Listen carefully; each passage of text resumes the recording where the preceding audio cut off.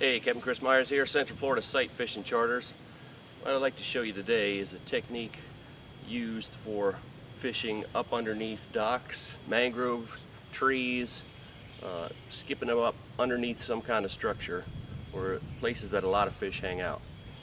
And you can't do this with every bait, and the thing that I like to skip the most for skipping docks and mangroves here in Florida is this 3-inch DOA shrimp. And just like skipping a rock, what you have to do is get the tip of your rod and that lure parallel with the surface of the water and bounce it right across, just as you would do with a rock. So you can imagine if you took the rock and you started up here by your head and you throw it down, there's no way it's going to bounce. If you're trying to skip a bait and you wind up over your head like this, you're never ever going to get it to skip. It's just going to plunk down into the water and stop right there. So what we're going to do is, in order to do this, in order to get your tip down near the water, you're going to have to reel up until you don't have very much line outside your tip. Now generally I keep a little more line than this outside the tip if I'm making longer casts, but here we're really not trying to make super long casts. We're trying to make short, accurate casts that skip across the surface, so I need to reel in until I have a foot or less of line outside my tip. Then as I make this cast, I'm using two hands. I'm keeping the rod tip and my bait parallel to the ground, and I'm aiming for a spot just out in front of the dock so it skips across the surface and goes up underneath there. A lot of times as soon as that thing stops and it begins to sink, you're going to get your bite, which is why you're going to need to make sure that you got your line, your finger on the line, you stop it right away, get that bail closed so you can set that hook if you get a bite. So we have a little bridge here with some water underneath it. Try to show you what this should look like when it works properly. So I got my lure reeled up. I'm going to aim just outside this bridge. I'm going to skip it up underneath into that shadow line back there. Sometimes you get one or two skips, sometimes you'll get a whole bunch of them. So you can see it's getting well up underneath there. If I tried to do a cast where I raise my rod up over my head and I try to get it up in there, you know, it's just going to plop down right into that water. So it's a nice, easy sidearm cast. You can see I'm putting very little effort into this cast. I'm just barely flicking the tip of the rod.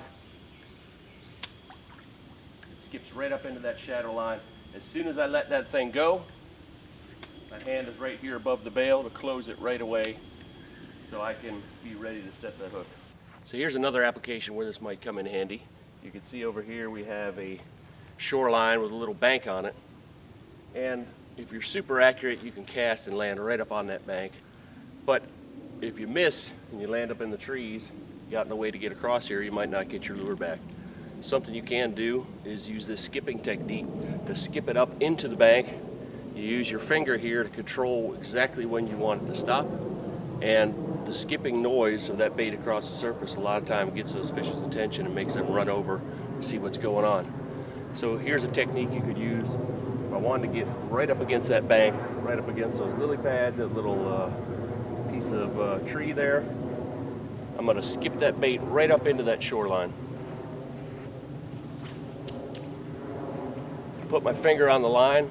Just when it bounced that second time, I made sure it didn't keep on bouncing and skip off the water up into that vegetation.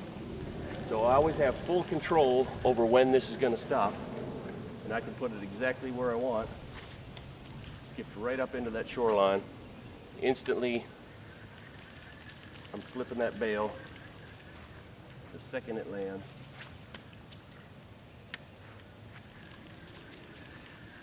So in addition to docks and other structures you might want to cast underneath, it works really well for casting up the shorelines.